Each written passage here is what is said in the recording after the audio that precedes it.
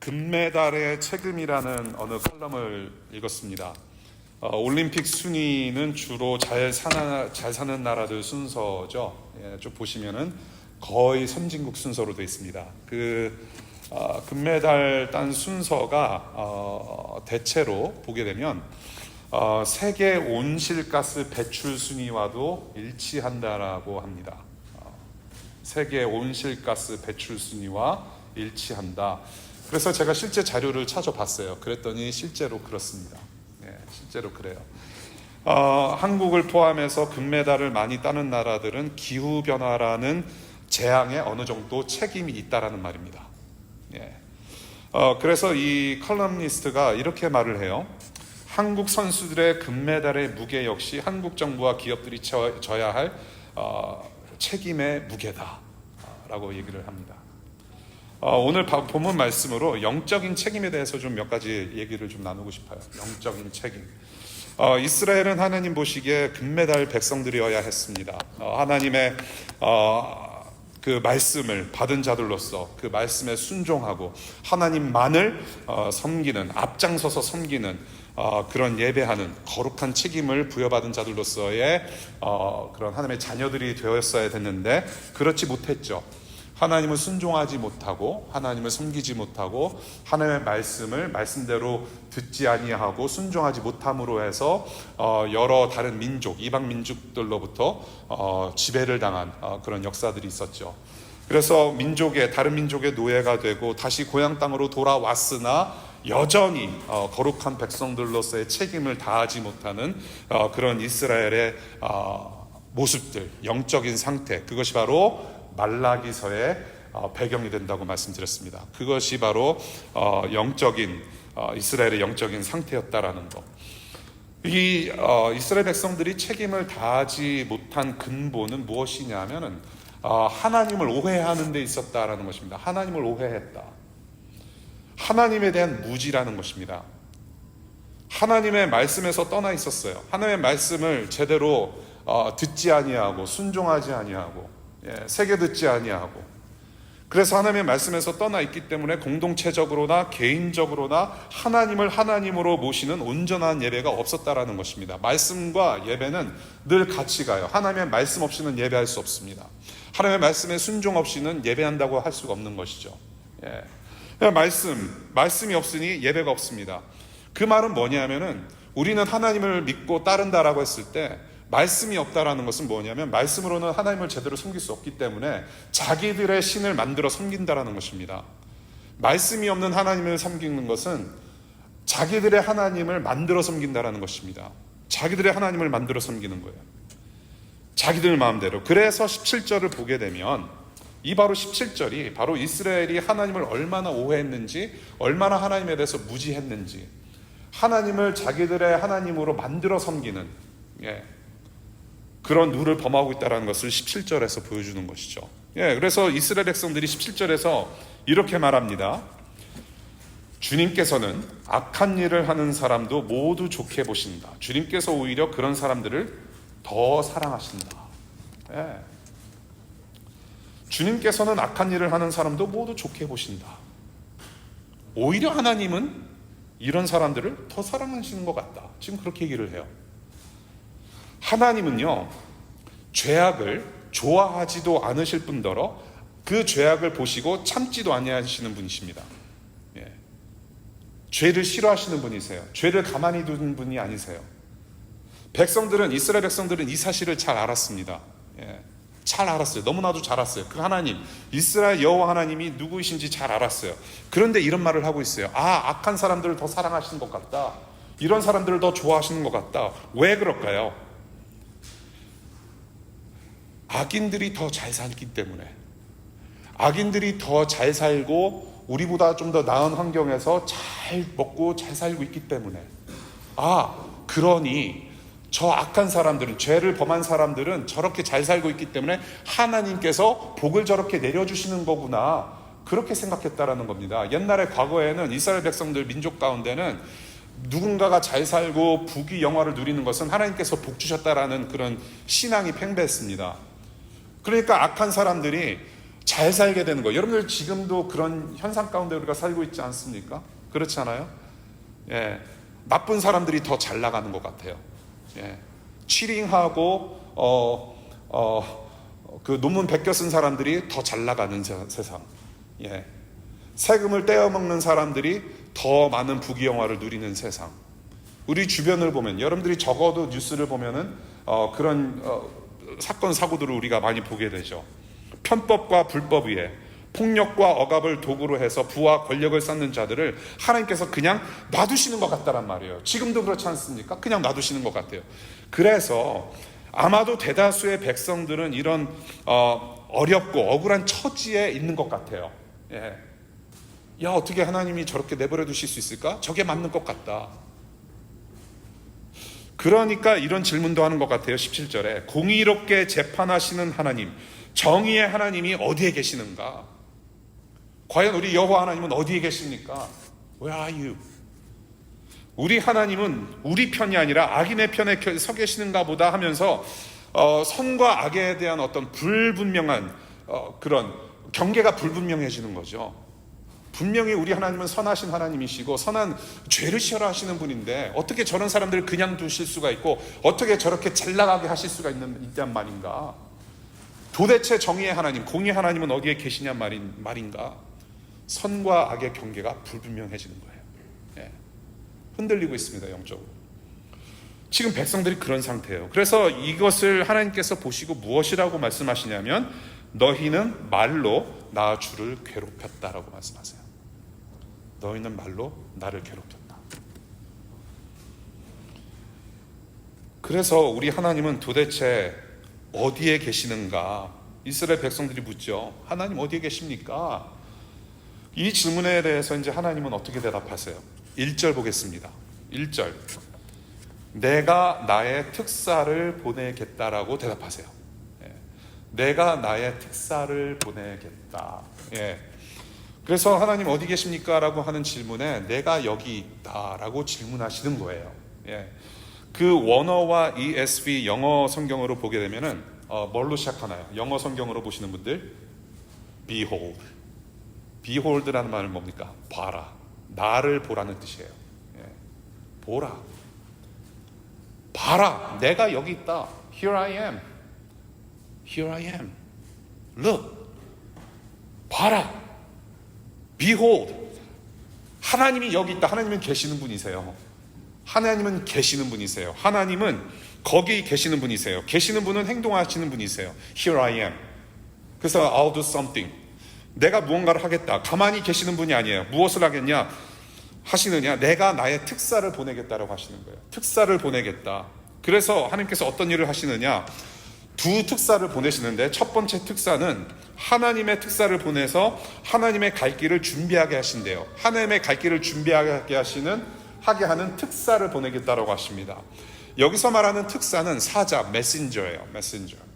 여러분들 DC 다운타운에서 이렇게 좀 이렇게 주중에 낮에 다니시다 보시면은 메신저들 보이시죠? 서류 가방 메고 자전거 타고 분주하게 왔다 갔다 하는 친구들이 있을 거예요.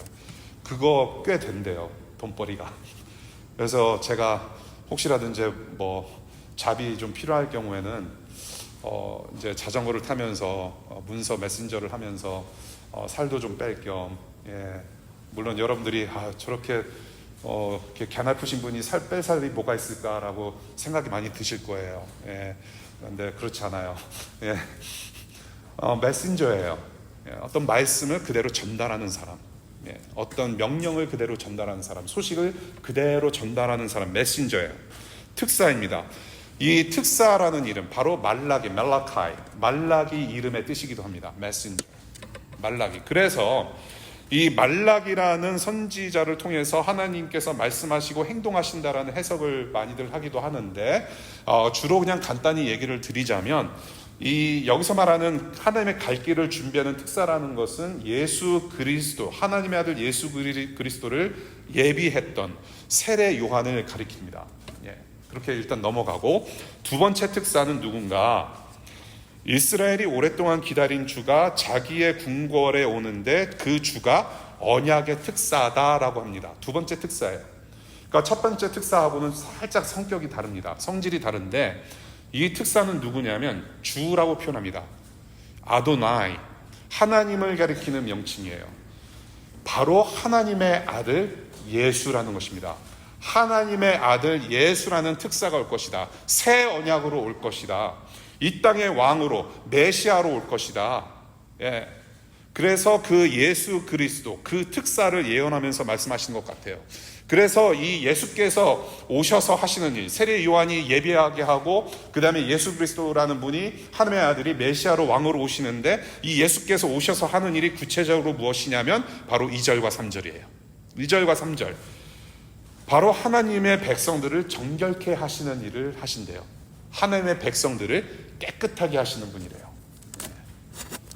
하나님의 성품대로 백성들을 거룩하게 하시는 일을 예수께서 하실 것이다 라고 말씀하시는 겁니다. 예. 주님께서 오시면 죄인으로 살던 저와 여러분들의 모습은 견뎌낼 수 없을 만큼, 과거에 묶일 수 없을 만큼 새롭게 된다는 말씀을 2절과 3절에서 하는 겁니다. 예. 굉장히 중요한 말씀이죠. 예수께서 오시면 죄인으로 살던 저와 여러분들의 모습, 부패된 모습, depraved heart, corrupted heart, 그런 부패된 마음, 부패된 본성으로 살던 저와 여러분들은 견뎌낼 수 없을 만큼의 심판, 견뎌낼 수 없을 만큼의 어떤 그런 깨끗함을 당한다라고 말씀하시는 거예요. 2절과 3절. 어떻게 정결하고 깨끗하게 하시는지 두 가지 표현을 사용하시죠. 첫 번째, 금과 은을 연단하는 불과 같을 것이다 라고 말씀하세요. 금과 은을 연단하는 불과 같을 것이다.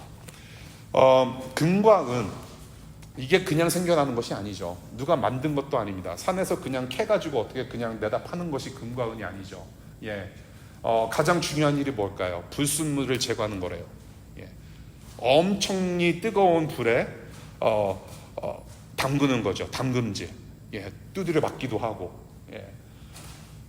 불로 불순물을 제거하는 과정을 거쳐야만 순금, 순은으로서의 가치가 있는 것이죠. 예. 그런 정제 과정이 없으면 금으로서 은으로서의 제대로 된 가치를 발휘할 수가 없죠. 이 불로 악하고 더러운 것들을 태워야만 순도 100%를 자랑하는 순금이 될 수 있고 순은이 될 수 있다. 특히 3절을 보게 되면 은을 더 강조하는 것 같아요. 예, 은을 더 강조하는 이유. 제가 찾아보니까 은이 금보다 더 손이 많이 간대요. 예. 그래서 그러면 은이 더 가치 있어야 되는 것이 아닌가. 여러분들 집에 가셔서 은이 무엇이는지, 금이 있는지 한번, 목걸이 이게 진짜 금인지 여러분들 메달 가지고 계시면, 혹시 최근에 금메달 따신 분 계시면 이게 순금인지 순은인지 한번 확인해 보시기를 바래요. 은이 손이 더 많이 간대요. 불로 정화하는 그 과정이 더 오래 있다라는 거예요. 더 오래 있어야 된다는 거예요. 손이 많이 간다. 시간이 오래 걸린다. 그래서 금보다도 더 철저한 과정을 거쳐서 순은이 된다라는 겁니다. 불을 지나야 돼요. 불순물이 제거돼야 돼요.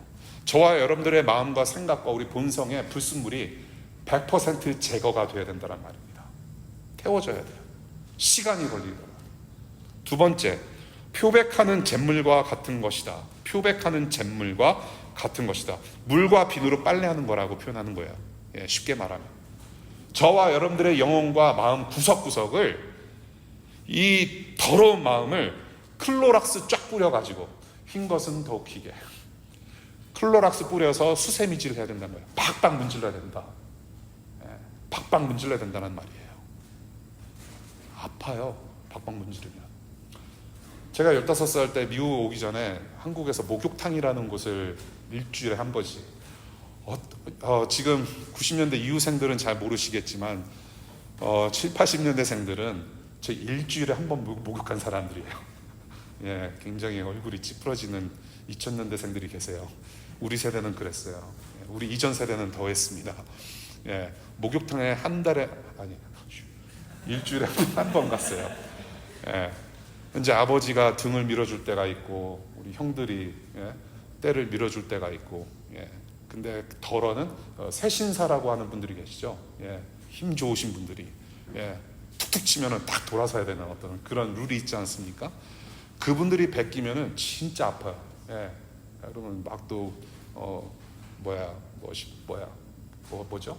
꾀병 부리지 말라고 또 엉덩이 때리면서 또 이렇게 때밀어 주시고. 때를 미는 것은 힘들어요. 아픕니다. 그럼에도 불구하고 그 때가 석말이 되든 넉말이 되든 100% 나와야 깨끗해진다는 것입니다. 그 일을 누가 하시느냐? 바로 예수님께서 하신다는 얘기예요. 이게 바로 무슨 말씀이냐? 금과 은을 연단하는 불과 같이 너희들을 정결케 하실 것이고 표백하는 재물과 같이 너희들을 깨끗하게 할 것이다. 이것을 우리가 어떤 의미로 받아들여야 하냐면은, 첫 번째, 자기 백성들을 향한 하나님의 마음이세요. 이것이 하나님의 백성들을 향한 하나님의 마음이에요. 이것은 가치가 있는 것과 가치가 없는 것을 구분하시려는 하나님의 행동입니다. 이것은 시간이 걸리고 뜨겁게 태워져야 되고 두들김을 당하고 당금질도 당하고 박박 때를 벗게 하는 아픔이 있을 것이지만, 자신의 백성을 거룩하게 회복하시려는 하나님의 꺾을 수 없는 의지라는 것입니다. 저와 여러분들이 아파도 이 꺾이지 않은 하나님의 의지는 그대로 하나님께서 행동으로 옮기신다라는 것이에요. 예. 두 번째, 백성들, 저와 여러분들은 하나님께서 사랑하시는 백성들, 자기의 백성들은 이만큼 또한 정결하지 못하다라는 뜻이에요. 이것을 우리가 알아야 돼요. 이렇게 박박 밀어내실 정도로, 불로 연단하실 정도로 저와 여러분들은 결코 깨끗하지 못하다는 것입니다. 단 1%도 하나님의 손을 거치지 않으면, 꺾이지 않은 주님의 의지가 우리를 꺾지 아니하시면, 우리가 그 앞에서 꺾이지 않으면 저와 여러분들은 썩어 없어질 가치없는 존재로 살아갈 수밖에 없다는 것입니다. 하나님의 이 꺾이지 않는 의지를 거쳐갈 때 비로소 우리는 가치 있는 자들로서 변화받는다는 것이에요. 진정한 하나님의 백성이 된다는 뜻입니다. 자녀가 된다는 뜻이에요.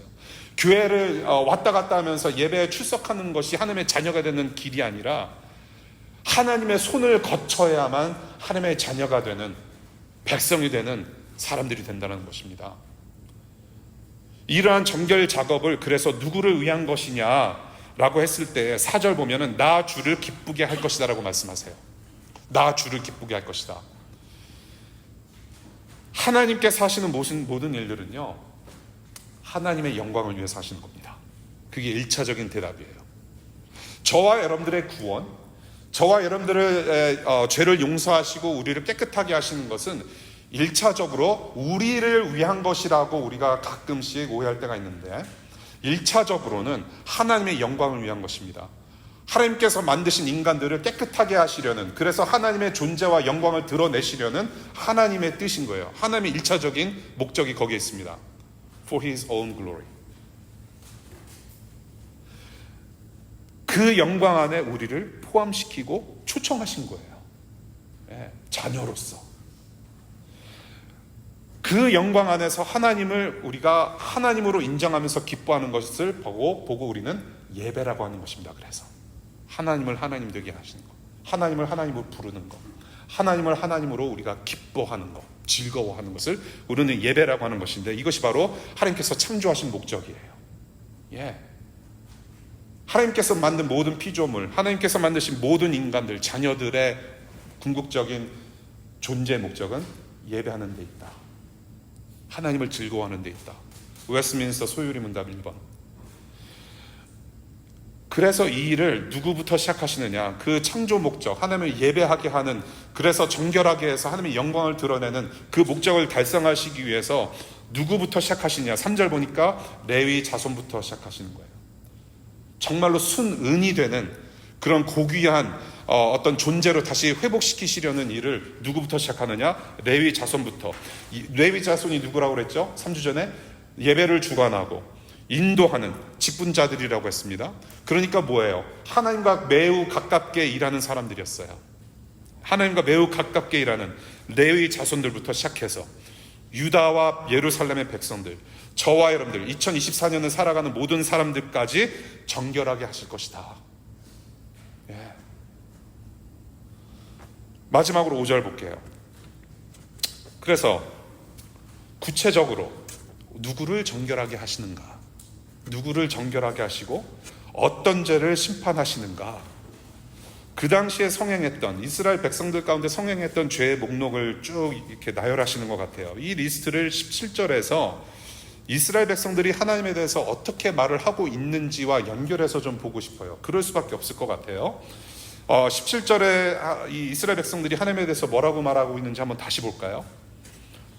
주님께서는 악한 일을 하는 사람도 모두 좋게 보신다. 주님께서 오히려 그런 사람들을 더 사랑하신다. 궁의롭게 재판하시는 하나님, 정의의 하나님, 당신은 어디에 계십니까? 라고 그렇게 하나님께 말을 했대요.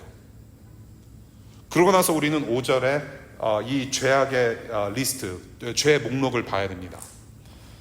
이렇게 말하는 거, 지금 17절에서 지금 이스라엘 백성들이 이렇게 말하고 있는 거, 아까 말씀드렸듯이 뭔가 어렵고 뭔가 억울한 것을 좀 호소하는 것 같다라고 말씀드렸지 않습니까? 기억나세요?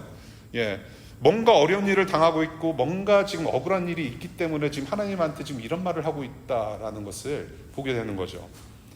그런데 그런 백성들, 억울하게 막 이렇게 호소하는 것 같이 지금 토로하고 있는 이 백성들을 향해서 지금 하나님께서는 억울함을 풀어주시는 그런 위로의 말씀을 하고 계시는 게 아니에요.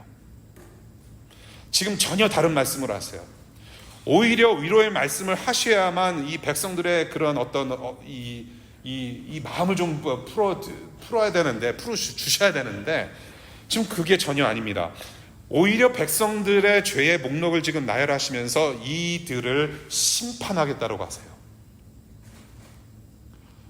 위로가 필요하고 뭔가 도움이 필요한 사람들한테 내가 이런 사람들을 심판하겠다. I'm coming to judge. 1번, 점치는 자, 심판하러 오신대요. 점을 치는 자, 오늘의 운세죠. 오늘의 운세. 오늘의 운세. 제가 다른 그 교회 다니시는 분들, 교회에 소속되어 계신 분들도 계시고 아직 믿음이 없으신 분들의 어떤 단톡방에 제가 속해 있었어요. 근데 평소에 이렇게 신앙을 잘 이렇게 말씀하시고 문자를 올리시던 분이 작년에 송무영 신예배 다녀오셨어요. 12월 31일 송무영 신예배 끝나고 1시, 그러니까 2024년 1월 1일 1시, 오전 1시, 새벽 1시에 떡하니 단톡방에 그분이 문자를 올리시더라고요. 자기 송무영신 예배 갔다 왔습니다. 그러면서 링크 하나를 올리더라고요. 올해의 운세. 그게 현실이에요, 여러분. 2024년 하나님께 올려드리겠습니다라고 하면서 밤늦게까지 손뼉치며 찬양하고 말씀 들어놓고 나서 그렇게 열심히 기도하고 나서 결국에는 의존하는 것은 오늘의 운세예요. 점치는 거. 남 얘기하는 거 아니죠. 점을 외쳐요. 복을 비는 겁니다. 내 문제 해결해 달라는 것이에요. 악인들이 더 잘 사는 것 같기 때문에 정말로 나도 그 복을 주십시오. 하나님께서 더 사랑하시는 것 같기 때문에 나도 그 복을 원하고 있단 말이에요. 내가 좀 억울한 것 같은데 하나님께서 저 사람들에게 복을 주셨듯이 저 사람들을 더 사랑하시는 것 같은데 사랑하시듯이 나한테도 그런 복을 달라는 거예요. 예. 우리도 하나님을 남들에게 주신 복을 나에게도 줄 수 있는 하나님이시다, 내 문제를 해결해 줄 수 있는 하나님이다라고만 여기지 않나요, 여러분들? 그렇지 않아요? 정말로 하나님을 믿고 따른다면서 DC에 오신 것도 여러분들 큰 포부를 가지고 오시지 않으셨습니까? 기도하고 오셨잖아요. 예. 그럼에도 불구하고 우리가 정작 의존하는 것은 레즈메, 2페이지, 3페이지짜리 되는 이력서를 우리가 더욱더 의존하지 않습니까? 점치는 거, 하나님을 오해하는 것도 점치는 거의 일부예요, 여러분. 예. 점치는 삶, 하나님을 어떤 진의로 여기는, 점치는 자를 심판하겠다. 두 번째, 간음하는 자. 간음하는 자. 이 성적인 도덕에 대해서는 제가 다음에 시리즈로 한번 할까 해요. 예수님께서 이 지상에서 설교하시고 말씀하시고 가르치실 때에 참 많은 말씀으로 가르치셨죠. 주로 예수님께서 가르치신 내용 중에 가장 많은 부분은 재정에 관한 말씀을 많이 하셨어요. 돈에 관련해서. 돈은 일만하게 뿌리다라고 말씀하신 만큼에 그 정도로 돈에 대해서 말씀 많이 하세요. 그래서 여기 뻐기바람 어떤 식당 가면은 팁통에 그렇게 써 있어요. 돈은 일만하게 뿌리기 때문에 여기에 팁을 많이 넣어라. 예, 버리란 얘기죠. 팁을 많이 넣어라. 돈만큼 심각한, 돈 다음으로 심각하게 여겼던 것은 무엇이면 간음입니다. Sexual morality. 간단히 말씀드릴게요. 간음하는 자 심판하고 오시겠대요. 잘 들으세요. 남편 혹은 아내가 아닌 상대와 함께 성적 요구를 채우는 죄입니다. 다시 말씀드릴게요. 남편 혹은 아내가 아닌 상대와 함께 성적 욕구를 채우는 것입니다. 그것이 간음이에요. 기본적인 육체의 욕망을 불법으로 해결하는 것입니다. 그러한 자들을 심판하시겠다고 하신 거예요. 간음하는 거 상당히 비밀스러운 죄죠. 예. 회개해야 될 덕목이죠. 회개해야 될 죄명입니다. 세 번째, 거짓으로 증언하는 자를 심판하라고 했다고 하십니다. 거짓으로 증언하는 자. 사실이 아닌 것을 사실처럼 말하고 다니는 겁니다. 예. 사실이 아닌 것을 사실처럼 말하고 다니는 거예요. 근데 사실이 아닌 것을 자꾸 말하다 보면요, 어느새 그것이 사실이 돼버리는 적도 있어요. 그래서 억울한 경우도 참 많습니다. 나는 이렇게 말한 적도 없고 행동한 적도 없는데 그렇다더라, 카더라라는 거 있잖아. 카더라. 예. 그것이 사실화가 돼버려요. 예. 그건 상당히 억울한 거죠. 이웃들을 억울하게 만듭니다. 힘들게 만들어요. 고통스럽게 만들어요. 사실이 아닌 것을 사실처럼 거짓으로 증언하고 공경에 빠지게 하고 그러면서 자기의 유익을 구하고. 네 번째, 일꾼의 품삯을 떼어먹고 약자들과 외국인들을 억압하고 학대하는 자들을 심판하러 오신대요. 약자들, 소수자들, 힘없는 자들, 나와 다른 약자들을 존귀하게 여기지 않는 죄입니다. 약자들을 존귀하게 여기지 않는 죄. 파리 올림픽 끝났어요. 올림픽이 열리는 동안에 팔레스타인 지역에서 아이들을 포함해서 수백 명이 죽었습니다. 기본적으로 하루에 130명에서 150명 죽는데요. 그리고 비공식적으로 수백 명이 더 죽었을 거라는 얘기예요. 거의 수십만 명. 올림픽 기간 동안에 우리가 금메달을 향해서 열광하고 있을 때, 그러면서 온실가스를 계속해서 분출하고 있을 때 세상 저편에서는 수많은 어린이들이, 수많은 가족들이 죽임을 당해요. 물론 이스라엘도 많이 죽임을 당했습니다. 애들이 많이 죽었어요. 폭격으로.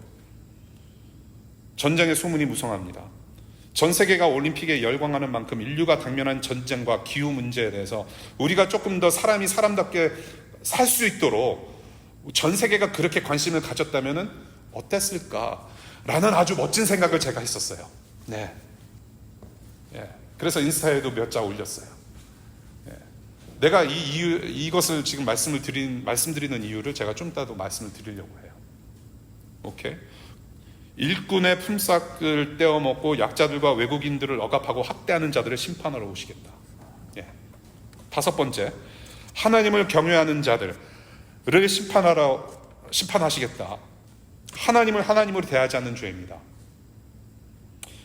지금 위에 네 가지 리스트가 다 이 범위에 사실 속했다고 저는 생각을 해요. 하나님을 하나님으로 대하지 않고 하나님을 하나님으로 예배하지 않는 삶을 살기 때문에 이런 여러 가지 죄를 짓고 산다라는 것입니다. 죄가 묻어 있어요. 죄와 즐기며 살아가고 있는 것이죠. 죄를 하나님을 하나님으로 대하지 않기 때문에 점도 보고 간음도 하고 거짓 증언도 하고 약자들을 괴롭히고 착취하고 그 유익을 내가 누리면서 잘 사는 것. 이 죄들을 보세요. 뭐가 보이시나요 지금? 개인적으로 저지르는 은밀한 죄가 포함이 되어 있고요. 그 다음에 공동체 혹은 사회적인 죄 모두를 말씀하고 계시다란 말이에요. 개인적으로 짓는 죄, 사회적으로 공동체적으로 우리 모두가 짓는 죄, 총체적으로 죄악 가득한 백성들의 영적 상태를 지금 하나님께서 드러내고 계세요. 여러분들 잘 보세요. 그런데 1번부터 5번까지 지금 5절의 그 리스트는 우리가 다시 시간이 없어서 잘 뜯어보진 않겠지만 뜯어보면요 10계명의 축소판입니다. 여러분 10계명이 5절에 다 들어가 있어요. 이 말은 뭐냐면 저와 여러분들은, 이스라엘 백성들은 10계명을 처음부터 끝까지 지금 다 어기고 있다는 얘기입니다. 총체적인 난관이에요. 백성들은 지금 어렵고 지금 억울한 상황이 아니라 하나님을 하나님으로 모시지 않고 하나님의 말씀을 떠나서 하나님에 대해서 철저히 오해하고 있는 상황이라는 겁니다. 예. 하나님을 오해하는 만큼 저와 여러분들의 자신도, 우리의 자신도 오해를 해요. 하나님을 오해하는 만큼 우리는 오해를 가지고 살아요. 우리 자신을 향한 오해도 있어요. 그래서 오해는 책임질 수 없는 지점으로 끌고 가죠. 예, 책임질 수 없는 지점으로 끌고 갑니다. 오해가 그렇게 무서운 것이에요. 자신이 진짜 누구인지를 망각합니다. 하나님이 누구인지도 망각할 뿐더러 우리가 누구인지도 망각을 해요. 이렇게 하나님의 백성들로서 책임을 상실한 상태, 금메달 백성들이 했었는데 책임을 상실하면서 이거는 금메달, 은메달, 동메달도 아닌 거예요. 완전히 파괴된 상태. 그래서 이러한 죄의 모습, 이 죄를 누가 증언한다고 하십니까? 하나님 자신이 증언이래요. 기꺼이 내가 증인으로 나서겠다. 최고의 증인입니다. 하나님이. 우리 아내와 저는 우리 아내와 저가 아니죠. 아내가 저를 데리고 산 지 이제 1년이 돼요. 1년이 됐어요. 아내가 누구보다도 저를 참 많이 잘 알아요. 저를 흉보실 것 같으면은 제 아내랑 친해지세요. 예. 제 아내가 치킨을 좋아해요. 예. 앉아서 닭 5마리는 거뜬히 해결할 수 있습니다. 예. 저는 그래서 억울한 게 그녀는 저보다도 더 이렇게 슬림해요. 저보다 더 많이 먹거든요. 저는 억울해요. 하나님이 저 억울함을 아세요. 그래서 천국 가면 이제 평준화가 되는 거죠. 예. 제 아내가 저를 너무나도 잘 알아요. 제가 얼마나 나쁜 사람이고 얼마나 죄인인지 아내가 더 잘 알아요. 그 다음에 우리 애들이 더 잘 알아요. 여러분들보다. 여기 우리 애들 있는데 You know what I'm saying? 좀 더 영어로 얘기해 줄게. Okay? I'll let you know some secrets. Okay? Alright. 우리 아내보다도 나를 더 잘 아는 분이 계신데 하나님이에요. 나는 여러분들이 안 보는 데서 무슨 짓이든 할 수 있어요. 저는. 여러분들도 제가 보지 않는 곳에서 무슨 일이든지 할 수 있죠. 우리 아내가 보지 않는 데서 나는 무슨 일이든 할 수 있어요. 그런데 하나님은 다 보세요. 최고의 증인이에요.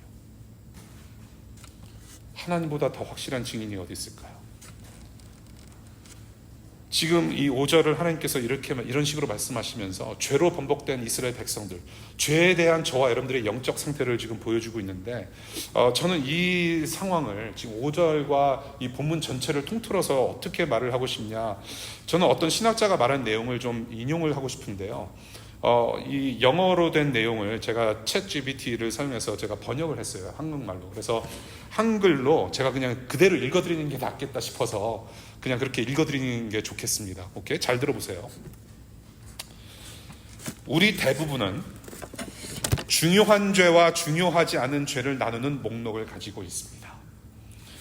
보통 우리가 중요한 죄로 분류하는 것들은 다른 사람들이 저지르는 죄이고 우리가 저지르는 죄는 중요하지 않은 죄로 여겨집니다. 그 결과 일부 사람들은 개인적인 도덕적 실수에 대해 매우 화를 냅니다. 그들은 낙태, 성적 문란, 도둑질에 대해 정당하게 반대의 목소리를 냅니다. 하지만 같은 사람들은 공공도덕 문제에 대해서는 훨씬 덜 목소리를 냅니다. 그들은 탐욕이나 가난한 사람들의 착취에 대해서는 한마디도 하지 않습니다. 그것들은 단지 좋은 사업 관행으로 여겨집니다. 반면에 다른 사람들은 공공도덕에 대해 매우 관심을 가집니다. 그들은 정당하게 기업이 직원들을 제대로 돌보도록 요구하고 사회적으로 가난한 사람들과 장애인을 위한 자비로운 지원을 제공해야 한다고 주장합니다. 그러나 이러한 사람들은 때로는 개인적인 도덕성에 대해서는 훨씬 적게 이야기하며 성적 행위는 개인의 선택이고 범죄 행위는 빈곤한 어린 시절의 결과라고 주장합니다. 그러나 주님은 개인적으로 부도덕한 자와 공공적으로 부도덕한 자를 모두 심판하십니다.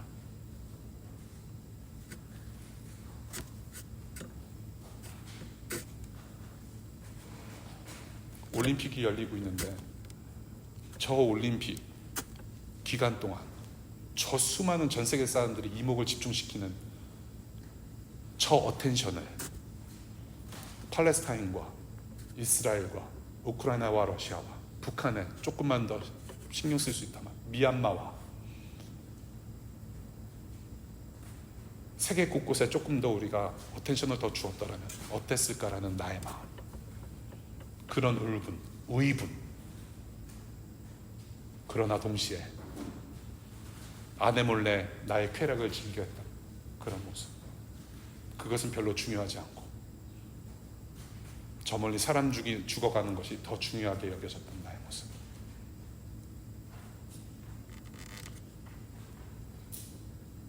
내가 너희를 심판하러 가겠다 말씀해 줄게요.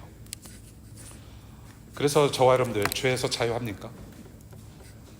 오늘 말라기를 통해서 지적하시는 말씀, 이 말씀 가운데 저와 여러분들은 자유합니까, 여러분? 저와 여러분들의 모든 것을 다 하시는 하나님께서 우리의 죄에 대하여 증인으로 나타나실 때에 여러분은 심판을 면하실 수 있어요? 여러분들 책임질 수 있겠습니까?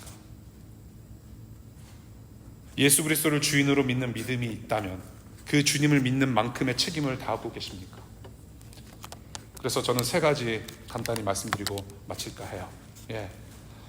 첫 번째, 예수 그리스도를 주인으로 구원자로 인정하시는 여러분들 되시기를 바랍니다. 이것은 답이 없어요. 저와 여러분들이 해결할 수 있는 답이 아닙니다. 하나님이 증인이시라면 사실 거기서 게임 끝난 거예요. 그런데 그 게임 끝난 것을 그냥 끝으로 보지 않으세요. 하나님께서 아들을 보내주셨어요. 그 예수님께서 이 심판의 대상인 우리 모두를 위해서 오셨는데, 이 성경은요 의인은 하나도 없다라고 증언하세요. 하나님께서는 성경 말씀을 통해서 의인은 하나도 없다라고 말씀하세요. 저와 여러분들 모두가 죄인이기 때문에 죄는 우리가 책임지는 게 당연해요. 그런데 죄의 삭은 그래서 사망인데, 그런데 예수님께서 오셨어요. 예수님께서 무겁고 무서운 저주, 그 심판의 잔을 자기에게 부으셨어요. 우리에게 부어져야 되는데 예수님께서 대신 지셨어요. 그래서 예수님께서 십자가의 죽음과 부활 생명으로 책임을 이미 지셨기 때문에, 그래서 예수님 때문에 저와 여러분들이 거룩한 하나님의 자녀가 되었고, 그래서 예수님 때문에 우리는 생명의 길을 걸어갈 수가 있는 거예요. 예수가 없이는 답이 없어요, 여러분.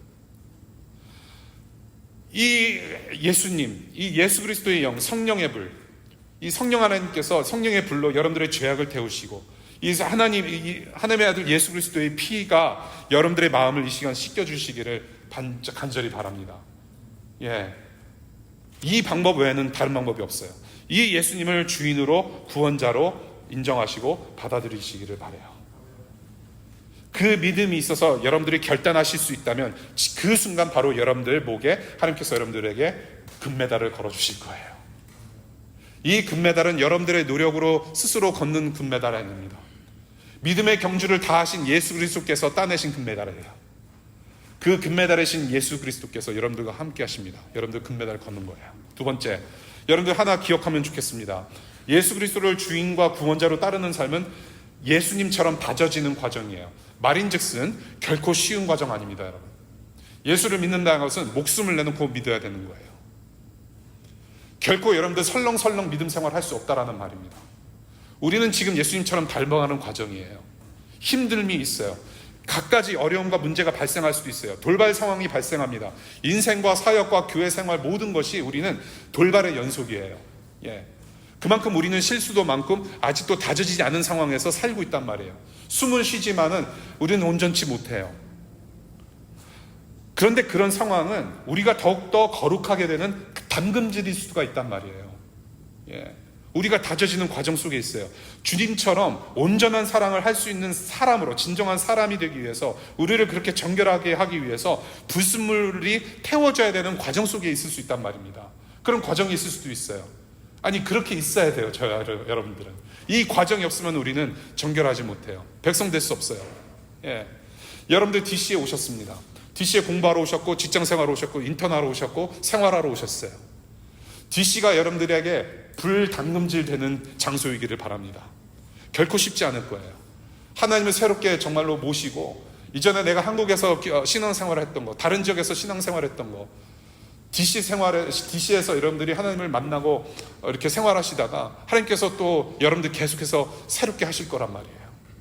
계속 뒤집을 거 뒤집으시고, 판을 뒤집으시고, 생각지도 못한 일들을 겪게 하시면서 하나님의 자녀로 이끌어 가신단 말이에요. 계획은 내가 했지만 이끌어 가시는 한 분은 하나님이라는 증거를 할 수밖에 없는 그런 삶을 살 수가 있을 거예요. 살게 될 겁니다. 이 과정은 여러분들 구원의 과정인 것을 명심하십시오. 하나님의 개입이 있다는 것은, 하나님께서 가만히 놔두지 않는다는 것은 구원의 과정 속에 있다는 말이에요. 오히려 하나님께서 가만히 내버려 두사, 악인들을 가만히 내버려 두고 잘 살게, 잘 나가게 하는 것은 오히려 그것은 멸망의 길이라는 거, 여러분들 기억하시기 바라요. 예수 안에서 하나 돼서 소속된 이 교회를, 저와 여러분들을 은과 금같이 깨끗게 하시려는 주님의 구원의 손길, 언젠가는 정금 같은 예수 닮은 자녀들로 우리가 하나님 앞에 서게 될 겁니다. 매일 이 소망 잊지 마시고 그 담금질을 이겨내실 수 있기를 바라요.